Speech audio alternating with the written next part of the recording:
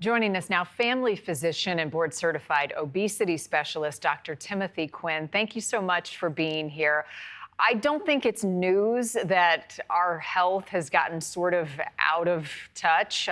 We could do better, kids, adults. But what should we know about obesity among America's kids, and what is the healthy way to get back on track? Well, the question in regard to this bill is it going to be pressure or progress? There are a lot of people arguing in regard to advising the bill, saying it's going to be progressive, meaning that Americans will become more fit, especially our children, and our confidence will be up. But the people that are against it are arguing that it could have the opposite effect, especially for those kids that are not physically fit. They could suffer embarrassment from their peers. They could have lower confidence and take from it an adverse association with exercise, causing them not to exercise as kids or adults and be at higher risk of obesity, along with all the comorbidities that go along with it, including hypertension, diabetes, heart disease, and so on and so on. Right. So, I mean, the measure of fitness is going to be different for everyone. So just because this kid can climb the rope to the ceiling doesn't mean that, the next kid can. What is the right type of program to have in schools where it's less of a test, but more of just activity? Well, I'd love to share a conversation that I had with an athletic director just last night and also a physical education teacher.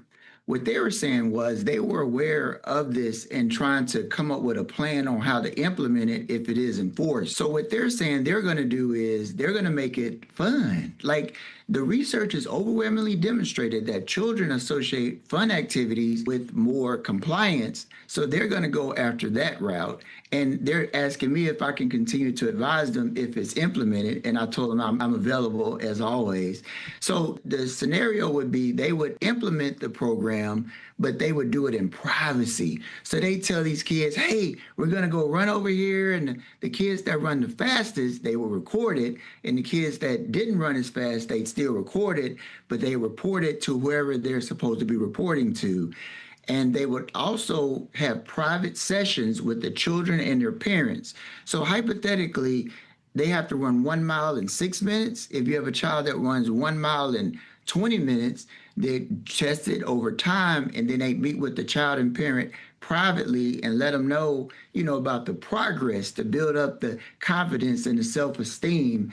And they would meet with the children that did very well and they report it, and they would meet with the children and parents in private and tell them how well they did, but they wouldn't tell anybody that you failed, because at the end of the day, we don't want to destroy a child's confidence, especially when they're growing up, forming an opinion of themselves. And there could also be a lot of anxiety, depression, and other things, as I said earlier, a negative association with exercise, causing them to never embrace exercise. Yeah, the last thing you want to do is address one issue and then create 5 other challenges for kids. There's got to be a balance that we can strike. Dr. Quinn, thanks as always.